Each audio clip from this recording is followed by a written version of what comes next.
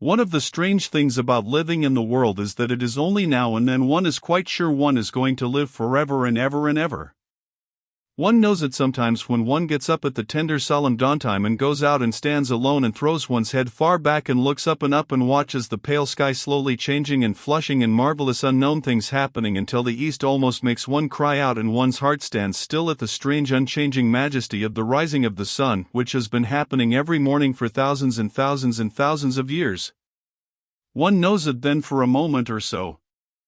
And one knows it sometimes when one stands by oneself in a wood at sunset and the mysterious deep gold stillness slanting through and under the branches seems to be saying slowly again and again something one cannot quite hear, however much one tries.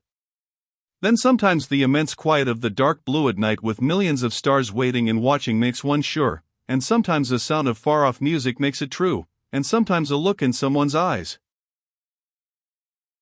And it was like that with Colin when he first saw and heard and felt the springtime inside the four high walls of a hidden garden. That afternoon the whole world seemed to devote itself to being perfect and radiantly beautiful and kind to one boy. Perhaps out of pure heavenly goodness the spring came and crowded everything it possibly could into that one place. More than once Dickon paused in what he was doing and stood still with a sort of growing wonder in his eyes, shaking his head softly. It is greatly, he said. I'm 12 going on 13 and there's a lot o' afternoons in 13 years, but seems to me like I never seed one as greatly as this air. Aye, it is a greatly one, said Mary, and she sighed for mere joy. I'll warrant it's greatlest one as ever was in this world. Does the think, said Colin with dreamy carefulness, as happen it was made like this air all o' purpose for me?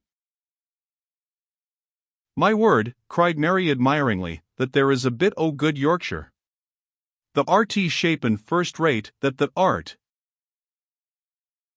And delight reigned. They drew the chair under the plum tree, which was snow-white with blossoms and musical with bees. It was like a king's canopy, a fairy king's. There were flowering cherry trees near and apple trees whose buds were pink and white, and here and there one had burst open wide. Between the blossoming branches of the canopy bits of blue sky looked down like wonderful eyes. Mary and Dickon worked a little here and there and Colin watched them. They brought him things to look at, buds which were opening, buds which were tight closed, bits of twig whose leaves were just showing green, the feather of a woodpecker which had dropped on the grass, the empty shell of some bird early hatched. Dickon pushed the chair slowly round and round the garden, stopping every other moment to let him look at wonders springing out of the earth or trailing down from trees. It was like being taken in state round the country of a magic king and queen and shown all the mysterious riches it contained. I wonder if we shall see the robin, said Colin. They'll see him often and now after a bit, answered Dickon. When eggs hatches out little chap he'll be kept so busy it'll make his head swim. They'll see him flyin' backward and for'ard carry in worms nigh as big as himsel and that much noise goin' on in nest when he gets there as fair flusters him so as he scarce knows which big mouth to drop first piece in. And gappin' beaks and squawks on every side. Mother says as when she sees work a robin has to keep them gappin' beaks filled, she feels like she was a lady with nothin' to do. She says she's seen little chaps when it seemed like sweat must be droppin' off 'em, though folk can't see it. This made them giggle so delightedly that they were obliged to cover their mouths with their hands, remembering that they must not be heard. Colin had been instructed as to the law of whispers and low voices several days before. He liked the mysteriousness of it and did his best, but in the midst of excited enjoyment it is rather difficult never to laugh above a whisper. Every moment of the afternoon was full of new things and every hour the sunshine grew more golden. The wheeled chair had been drawn back under the canopy and Dickon had sat down on the grass and had just drawn out his pipe when Colin saw something he had not had time to notice before. That's a very old tree over there, isn't it? He said. Dickon looked across the grass at the tree and Mary looked and there was a brief moment of stillness. Yes, answered Dickon, after it, and his low voice had a very gentle sound. Mary gazed at the tree in thought. The branches are quite grey and there's not a single leaf anywhere, Colin went on. It's quite dead, isn't it? Aye, admitted Dickon. But them roses as has climbed all over it will near hide every bit o' th deadwood when they're full o' leaves and flowers. It won't look dead then. It'll be th prettiest of all. Mary still gazed at the tree in thought. It looks as if a big branch had been broken off, said Colin. I wonder how it was done. It's been done many a year, answered Dickon. With a sudden relieved start and laying his hand on Colin. Look at that robin. There he is. He's been foragin' for his mate. Colin was almost too late, but he just caught sight of him, the flash of red-breasted bird with something in his beak. He darted through the greenness and into the close-grown corner and was out of sight. Colin leaned back on his cushion again, laughing a little. He's taking her tea to her. Perhaps it's 5 o'clock. I think I'd like some tea myself. And so they were safe. It was magic which sent the robin, said Mary secretly to Dickon afterward. I know it was magic. For both she and Dickon had been afraid Colin might ask something about the tree whose branch had broken off 10 years ago when they had talked it over together and Dickon had stood and rubbed his head in a troubled way. We mun look as if it wasn't no different from th other trees, he had said. We couldn't never tell him how it broke, poor lad. If he says anything about it we mun try to look cheerful. Aye, that we mun, had answered Mary. But she had not felt as if she looked cheerful when she gazed at the tree. She wondered and wondered in those few moments if there was any reality in that other thing Dickon had said. He had gone on rubbing his rust-red hair in a puzzled way, but a nice comforted look had begun to grow in his blue eyes. Mrs. Craven was a very lovely young lady, he had gone on rather hesitatingly. And mother she thinks maybe she's about Misselthwaite many a time lookin' after Mester Colin, same as all mothers do when they're took out o' world. They have to come back, the seas. Happen she's been in the garden and happen it was her set us to work, and told us to bring him here. Mary had thought he meant something about magic. She was a great believer in magic. Secretly she quite believed that Dickon worked magic, of course good magic, on everything near him, and that was why people liked him so much and wild creatures knew he was their friend. She wondered, indeed, if it were not possible that his gift had brought the robin just at the right moment when Colin asked that dangerous question. She felt that his magic was working all the afternoon and making Colin look like an entirely different boy. It did not seem possible that he could be the crazy creature who had screamed and beaten and bitten his pillow. Even his ivory whiteness seemed to change. The faint glow of color which had shone on his face and neck and hands when he first got inside the garden really never quite died away.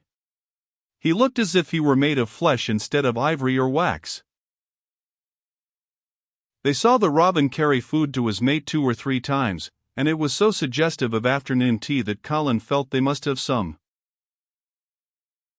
Go and make one of the men servants bring some in a basket to the rhododendron walk, he said. And then you and Dickon can bring it here. It was an agreeable idea, easily carried out, and when the white cloth was spread upon the grass, with hot tea and buttered toast and crumpets, a delightfully hungry meal was eaten, and several birds on domestic errands paused to inquire what was going on and were led into investigating crumbs with great activity. Nut and Shell whisked up trees with pieces of cake, and Soot took the entire half of a buttered crumpet into a corner and pecked it and examined and turned it over and made hoarse remarks about it until he decided to swallow it all joyfully in one gulp. The afternoon was dragging toward its mellow hour. The sun was deepening the gold of its lances, the bees were going home and the birds were flying past less often. Dickon and Mary were sitting on the grass, the tea basket was repacked ready to be taken back to the house, and Colin was lying against his cushions with his heavy locks pushed back from his forehead and his face looking quite a natural color. "I don't want this afternoon to go," he said, "but I shall come back tomorrow, and the day after, and the day after, and the day after." "You'll get plenty of fresh air, won't you?" said Mary. "I'm going to get nothing else," he answered. "I've seen the spring now and I'm going to see the summer. I'm going to see everything grow here. I'm going to grow here myself." "That the will," said Dickon.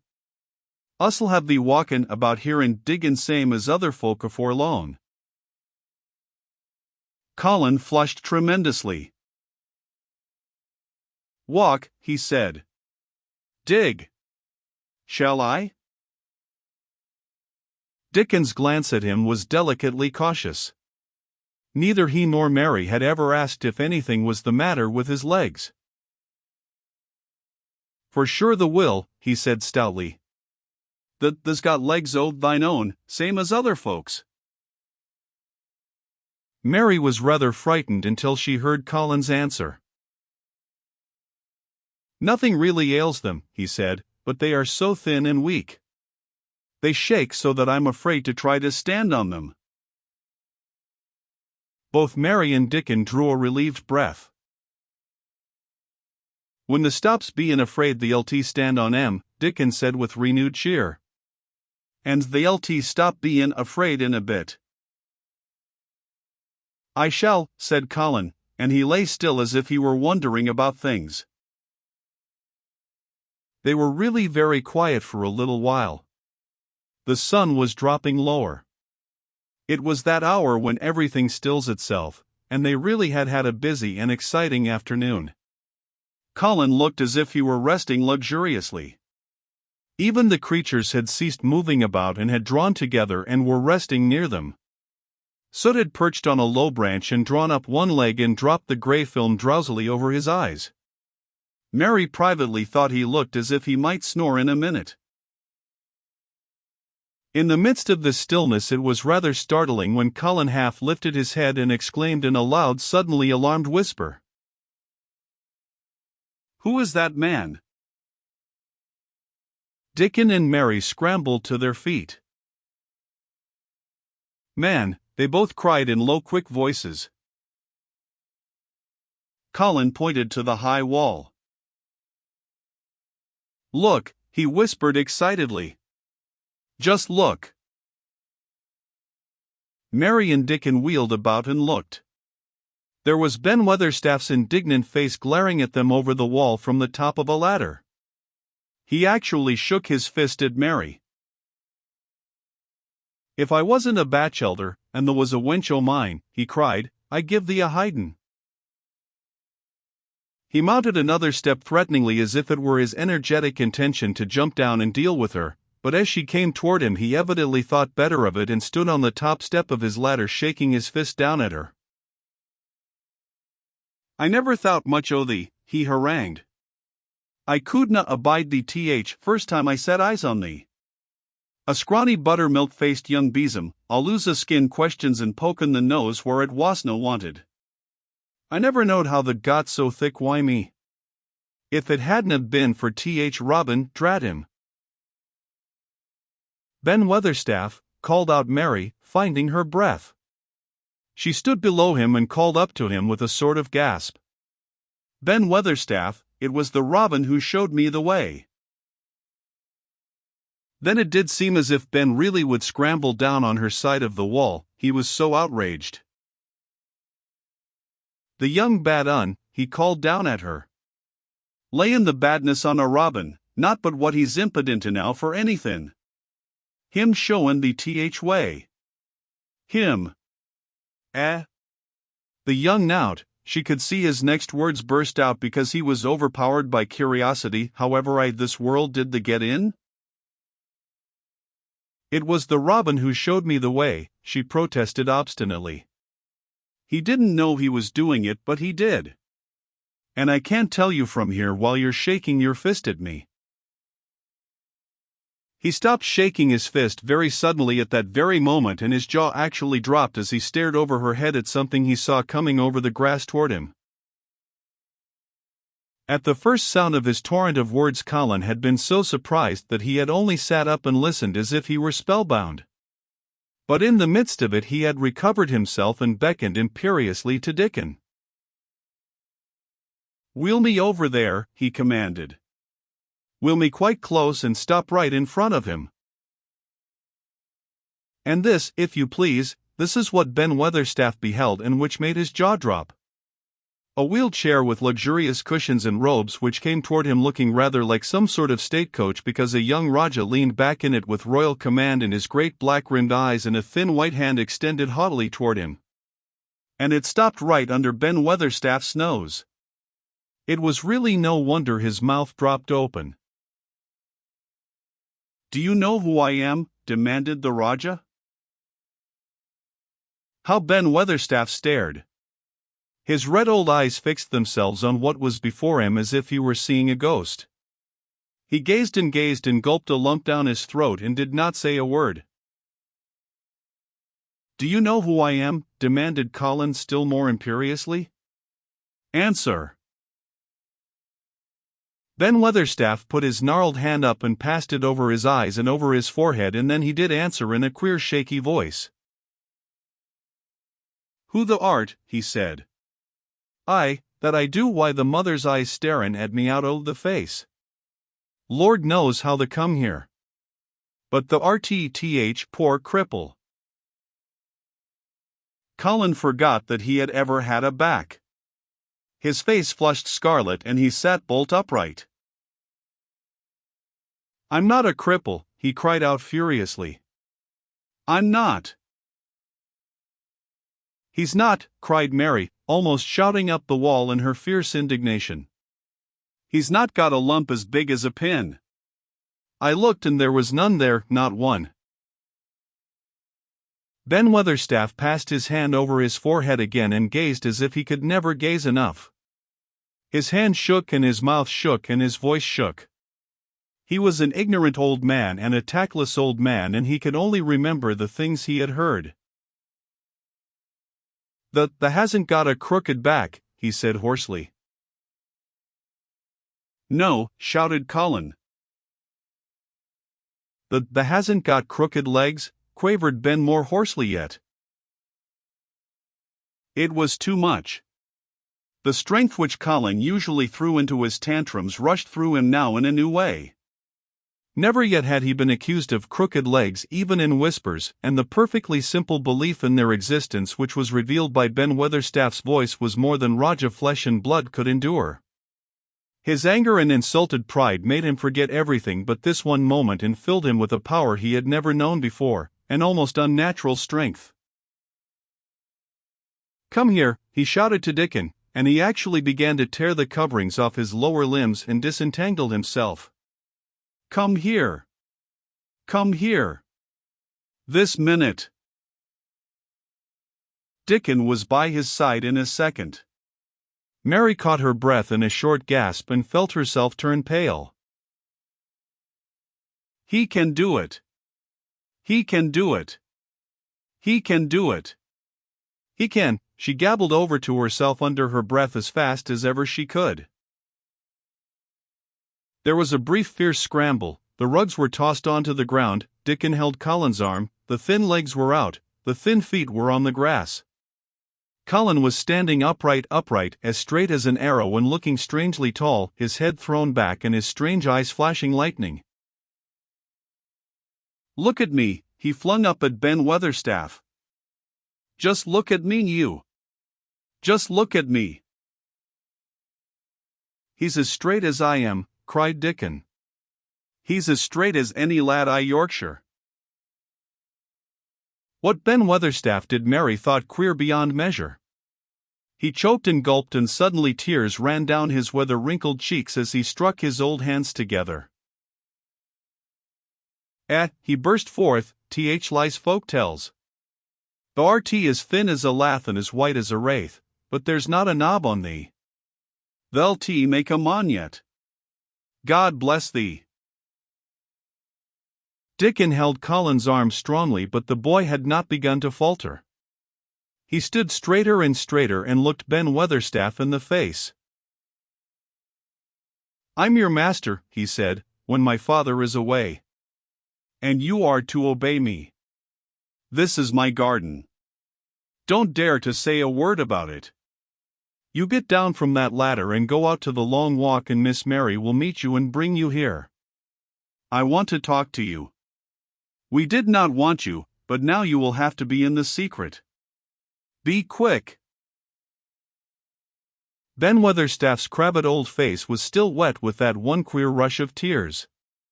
It seemed as if he could not take his eyes from thin straight Colin standing on his feet with his head thrown back. Lad," he almost whispered. My lad."